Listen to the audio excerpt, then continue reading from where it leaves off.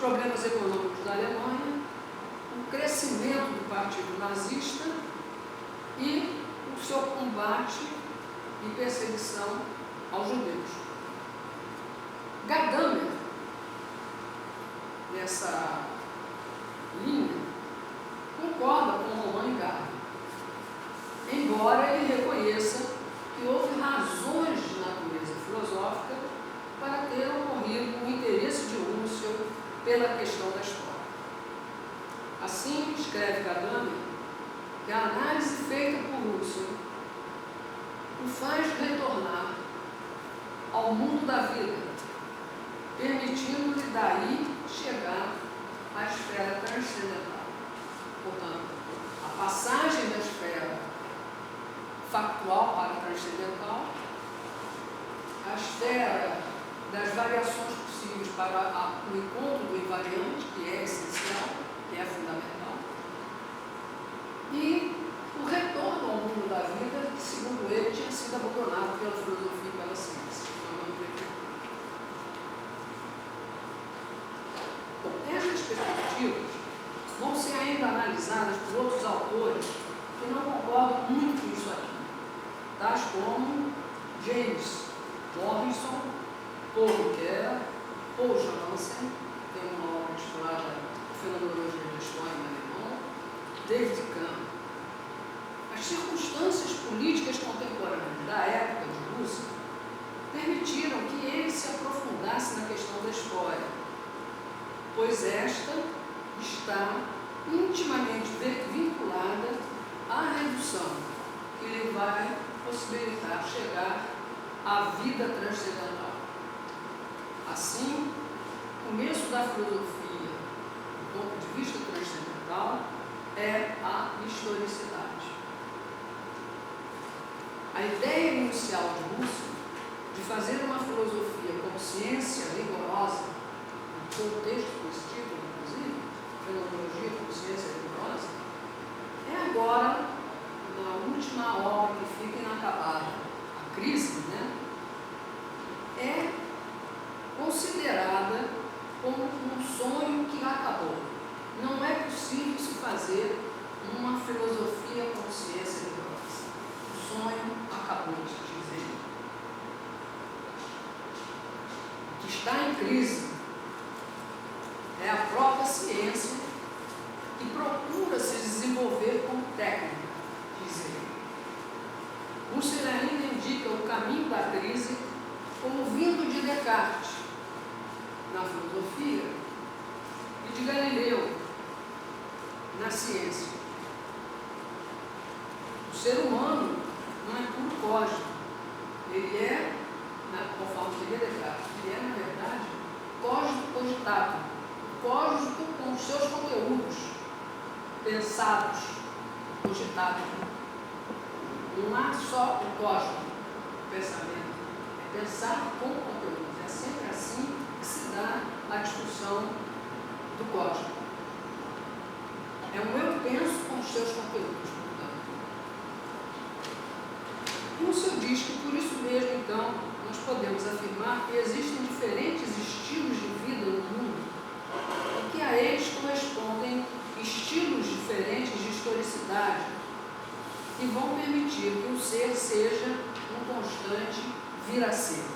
Ele não é um ser acabado, que não tem possibilidades de progresso, de um vir a ser contínuo. A historicidade da subjetividade transcendental coloca, então, o mundo da vida como história cultural. O que é esse mundo da vida, afinal de contas? O mundo da vida é um mundo onde nós nos situamos, onde a história se coloca como sedimentação, o passado que vem ao presente, que se lança na direção do tempo futuro, e, ao mesmo tempo, essa história, o solo onde vão surgir os diferentes modos ou estilos culturais, científicos, etc. Cada uma dessas ditas por ontologias do mundo da vida deixa-nos entrever um invariante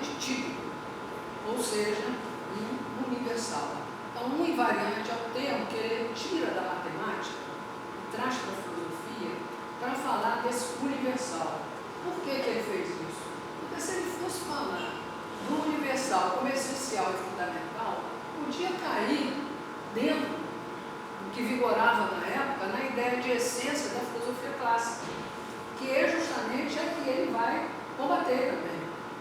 Não é?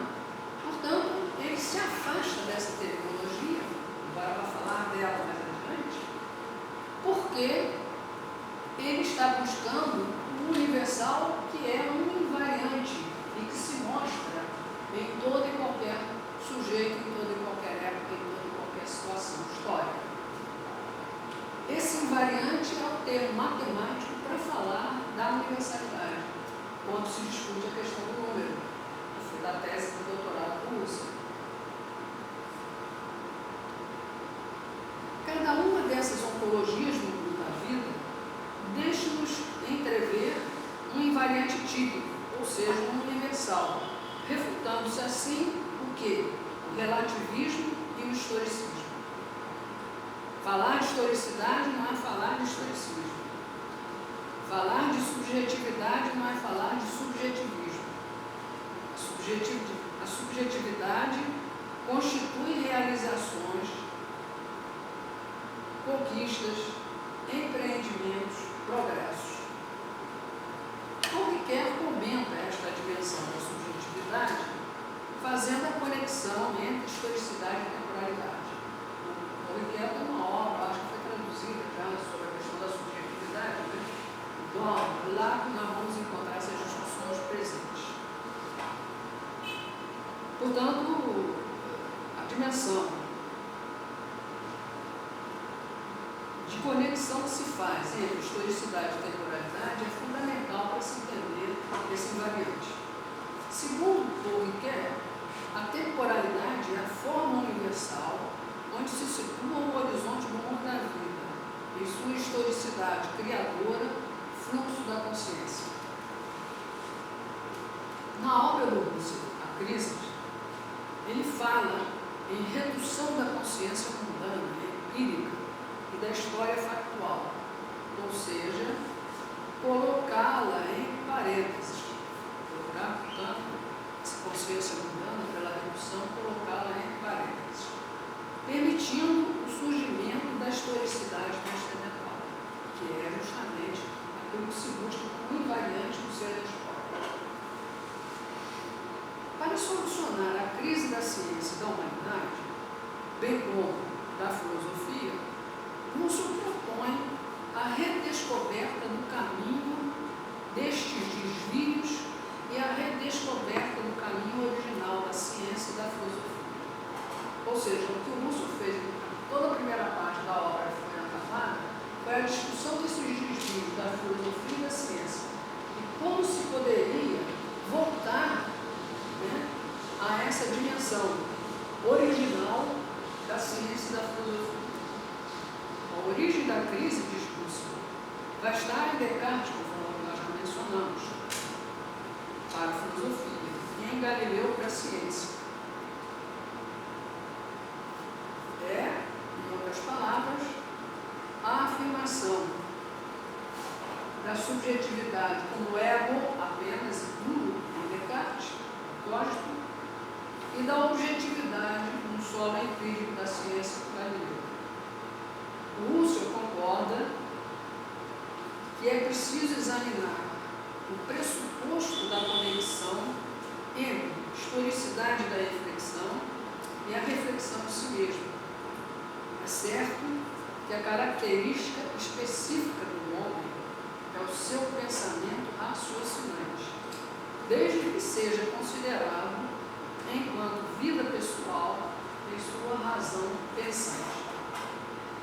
O Ricoeur comenta esta questão da subjetividade, basicamente constitutiva de realizações, de conquistas, de empreendimentos, do progresso, mostrando que é o exame da conexão entre essa historicidade e a temporalidade que nos abrirá a porta para a compreensão da temporalidade como a forma universal ou o horizonte da subjetividade. Portanto, a temporalidade é fundamental para que nós entendamos que a subjetividade se dá num horizonte do tempo. tempo que se conecta passado, presente e futuro. Concordando igualmente com esta afirmação do Michael, Landgraf, na sua obra Fenomenologia e Metafísica, publicada em Hamburgo em 1949, Landgraf diz o seguinte: todas as questões relativas à Constituição são questões sobre a temporalidade do fluxo da consciência. Igualmente, Eugênio Fink escreve que se a historicidade transcendental é o solo, o fundamento da historicidade, da subjetividade humana e da história em seu sentido empírico humano, eis aí a importância da história. A história como fundamento de toda e qualquer humanidade, ciência e, portanto, não há cultura, não há ciência, não há humanidade sem história.